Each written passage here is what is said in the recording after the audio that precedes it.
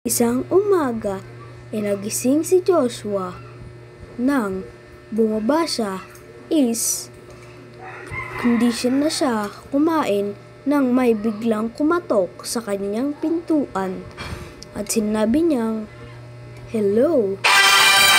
At kinausap niya ito. Sinabi niya, "Can you?" At sinabi ng tao, "Can I come?" Sinabi naman ni Joshua, "Ay, okay." Do you? Sabi naman ni Joshua. Ngunit, sinabi niya na, Do you want come to car? At sinabi nito ay, "Did you work hard to get rich?" At sinabi ni Joshua ng pasinungaling na yes. At sinabi naman nito, "Did you work hard to get a car?" To get a car. At sinabi niya, no.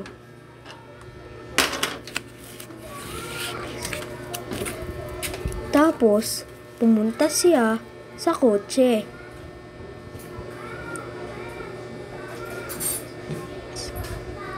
At ayun, pumunta sila sa kotse. Napasabi ang kanyang pinapasok sa bahay na, "Wow! Ang ganda-ganda ng kotse." Ayun, sabi niya, "Can you give me a test Cybertruck?" At sinabi nito na the car is pretty. At umatras siya. At ayon, naglabas ang pinapasok niya sa bahay at naglabas ito ng kotse. At sinabi naman ni Joshua na yes.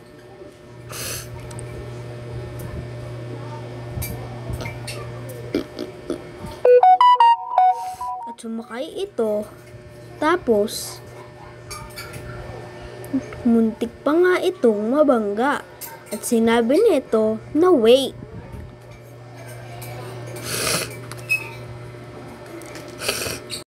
At nag-drive pa ito sa gilid. Minto niya sa gilid para maintindihan ang sinasabi ng pinapasok niya sa bahay. At unti-unti ay biglang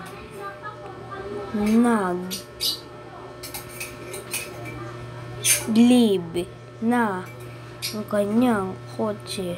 At tinignan niya ito sa server, ngunit wala na. At ayon, si Joshua ay naging mahirap. At ayon, nanghihingi siya ng pagkain, ngunit may nakita siyang grocery para doon kumain, pero pinagbubuli lang siya ng mga tao. Hoy! Umalis ka rito! Ang baho mo! Baka mabuhawan pa kami dito! Ay, sorry po. O, sige po. At ayun, naglakad siya papuntang gasolina para magtingin ng pagkain. Pero, ngunit, may isa na lamang paparating para Hoy! Umalis ka rito! Tumakbo ito papuntang sa taas. At ayun, si Joshua ay nakaisip na naman ng trabaho. Ano kayang trabahong gagawin ko, no? Siguro magkatrabaho ko sa iba. Sige na nga, wait lang, mapag-isipan ko muna. Tara na nga, para may pera din. Tinignan niya ito at yun, naglakad na siya patuloy doon. At ayon, pumunta siya doon at para kumuha ng trabaho. Pero hindi na magandang pangyayari sa una niyang pinuntahan. Malis ka rito! Nag-aano kami rito eh. At ayun, ito na nga ang sinasabi ko. Ma'am, sir, pwede may trabaho, available po kayong trabaho? Wala! Takbo! At ayun, napatakbo si Joshua. At sa pangalawang napuntahan siya, ay siya ay natanggap sa trabaho. At ayun, pinakuha siya sa box ng baba. Hinahanap-hanap niya pa nga ito sa bag. Ngunit wala. At ayun, bababa. Nakahinto lang muna si Joshua at bumaba na rin siya para kumuha ng damit. Alis, ba't ka bumalik dito? At ayun, napagalitan na naman siya. At dali-daling tumakbo si Joshua. At ayun, naglalakad na naman siya at nagpalit na nga siya ng kanyang damit. Ngunit, wala naman siyang customer. Kaya't may bumubusina sa kanya, may bumubusina sa labas at lumabas siya.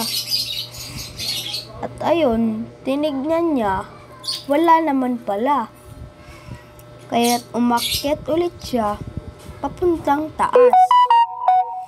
Kaya ayun, sinabi niya sa manager na na ho siya, aalis na ho siya sa trabaho. At ayun, nagpalit na siya ng kanyang damit. At ayun, nakapagpalit na siya at bumalik na ulit siya sa pagyaman. At hindi na isang magandang pangyayari, habang naglalakad, nakapulot siya ng pera. Ang malaking halaga. At ayun, nakakita siya ng pera. Sinabi niya ito, ano kayang gagawin ko kaya dito? At ayun, nakakita siya ng store na malapit. At ayun, ito pala bantahan ng cellphone. At sinabihan niya ito ng pasigaw. Hoy, dalhan mo ako mamaya ng isang kaban na laptop at computer shop. At wala naman ditong customer. Wala dito ang kanyang manager. Kaya bumaba na lang siya.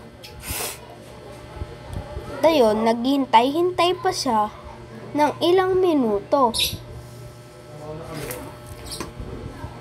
Ayun, nakabili na rin siya ng bahay para sa kanyang matitirahan. At ayun, naisipan niyang pumasok at hindi niya ito mabuksan. Kaya pumasok na lang siya sa gate at wala pa itong kotse. Naisipan niya kumain papuntang grocery, ngunit hinimatay siya bigla. At ayun, dito na nagtatapos ang video.